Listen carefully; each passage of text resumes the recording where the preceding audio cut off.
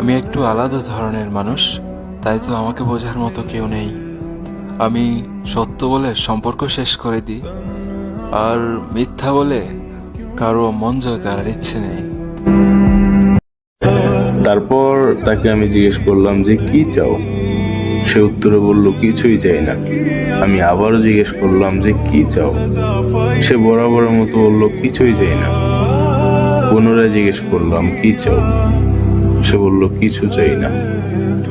তারপর মাথা নিচু হয়ে বললাম, কই, আমাকে তো চাইলে না। দেখতে শ্যামলা, হাইট আমার থেকে একটু বড়, হাসে কম, রাগ করে বেশি, ভালোবাসে আবার ভুলও বুঝে, তবু অনেক ভালো লাগে ওই পাগলটারে।